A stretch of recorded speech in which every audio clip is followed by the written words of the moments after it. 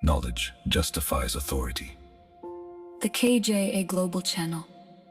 lighting up the world, one mind at a time.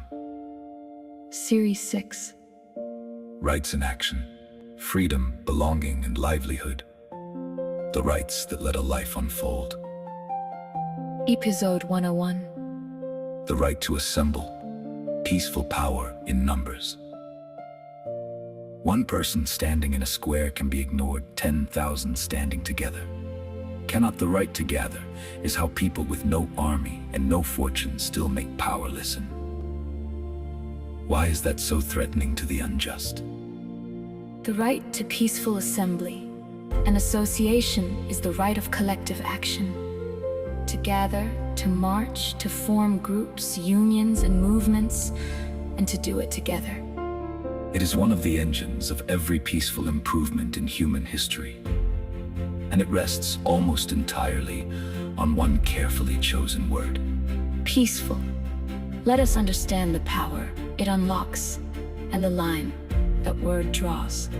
First, the freedom to assemble and associate. This is two rights in one assembly, is the right to come together in public, to protest, to demonstrate, to make a shared demand visible. Association is the right to form lasting groups. Unions, political parties, community organizations, advocacy bodies. The mechanism that protects them is a crucial default.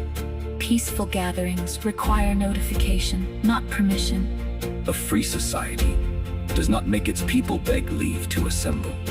It asks only to be informed, and then has a duty to facilitate and protect the gathering, not to obstruct it.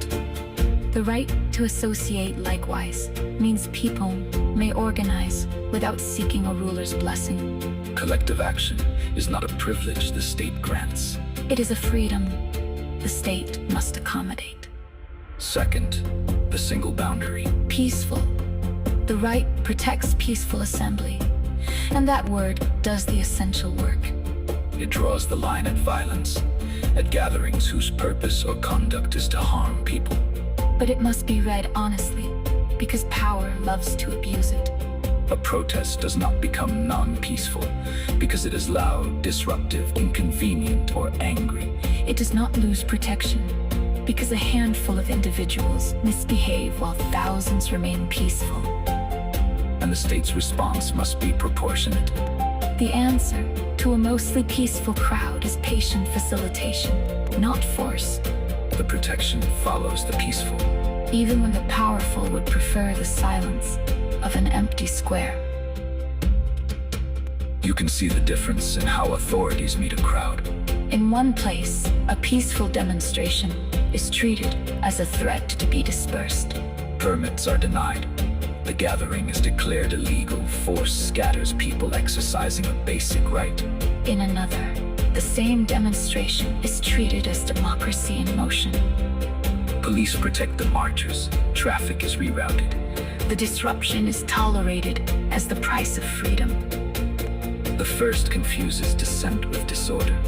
The second understands that a society which cannot tolerate peaceful protest has no peaceful way left to change, and that closing the peaceful door only opens harder ones. This matters because assembly is how the powerless balance the powerful. Those without wealth or position have always had one great resource: their numbers and their willingness to stand together. Strip away the right to assemble, and you strip away the chief peaceful method by which ordinary people have won every freedom they now enjoy. A government confident in its justice can stand to be protested. Only a government afraid of its own people needs to forbid them from gathering. Here is the tool when a gathering is restricted. Apply the honest test of the single word.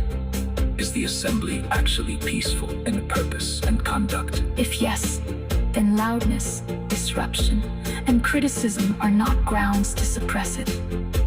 They are the very things it is meant to protect. And watch the response. A proportionate state protects peaceful crowds. A fearful state attacks them and calls it order. The treatment of peaceful protest is one of the clearest signs of whether power serves the people or fears them. Peaceful power in numbers is how a free people speak.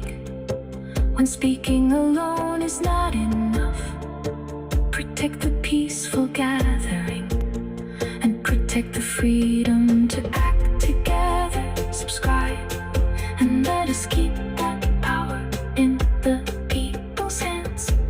This is KJA, where knowledge leads, power becomes service.